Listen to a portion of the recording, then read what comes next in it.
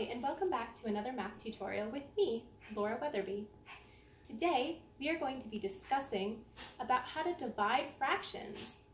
This can seem like a really scary thing, but in actuality, it's very easy. The only things you need to know is how to multiply and what a reciprocal is. Now, what's a reciprocal? A reciprocal is just a fancy word for a fraction that's been switched. Take the fraction 3/4. Now, the reciprocal of 3/4 is 4/3. Our reciprocal means that we have switched our numerator and our denominator to create this new fraction. Any whole number can also have a reciprocal because remember, a whole number is just itself over 1. In order to create a reciprocal of a whole number, we must first put it over 1 and then flop our numerator and our denominator to create our new reciprocal. Wasn't that an easy concept? All right, so let's apply it to dividing fractions. We are going to start with our first problem. 1/5 divided by 1/4.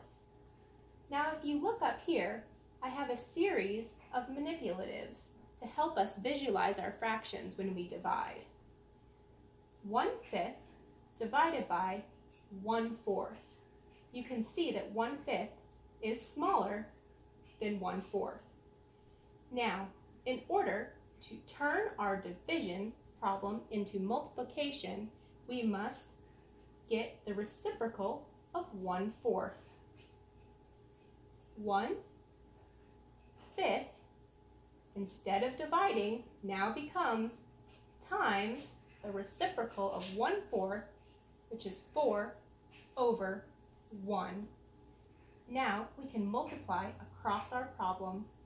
1 times 4 over 5 times 1.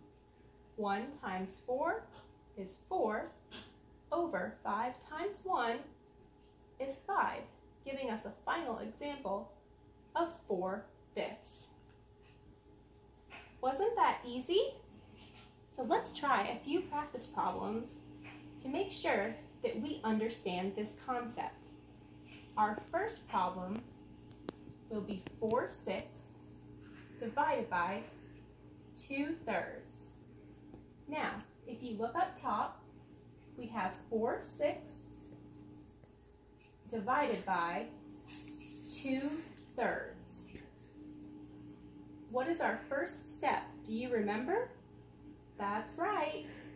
We have to turn our problem into a multiplication problem with our reciprocal. So our new problem becomes 4/6 times 3/2. Do you remember what to do next? That's right. 4 times 3/6 times 2. That gives us a final answer of 12/12. Do you remember what to do when we get a fraction of a number over itself? That's right.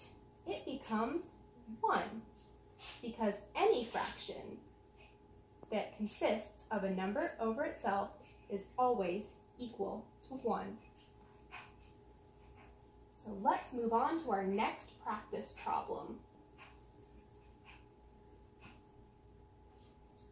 1/2 divided by 1/2. Do you remember the first step? Right. We'll turn our problem into a multiplication problem using our reciprocal. The reciprocal of 1/2 becomes 2/1. So now let's multiply. 1 times 2 over 2 times 1. And what does that give us? 1 times 2 is 2, and 2 times 1 is 2. Our answer becomes 2/2. What does that mean? It means that that our answer is 1. So let's try another problem. Are you starting to understand? It's quite an easy concept when you change the rules. 1/2 divided by 4/5. Let's go ahead and turn that into a multiplication problem. 1/2 times the reciprocal. What is our reciprocal? It's this number switched, which means it gives us 1/2 times 5/4. If you need a reference number, we have 4/5 and 1/2 here at the top of our board so that we can really visualize these fractions. 1 times 5, 2 times 4. 1 times 5 is 5, and 2 times 4 is 8. Great job! Our answer is 5/8. So let's try one last problem to make sure that we really understand what we're doing. 2/6 divided by 4/6. 2/6 divided by 4/6. So, remember our first step? Let's get our reciprocal and turn our problem into a multiplication problem.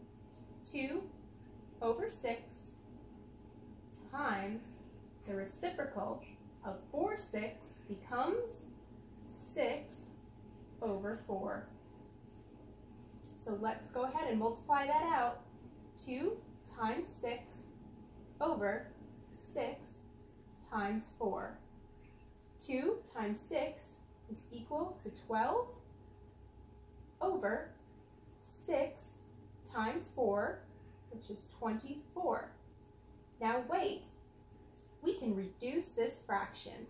If we divide the top and the bottom by 2, it becomes 6/12, which we can reduce again by dividing 6 and 12 by 2, which becomes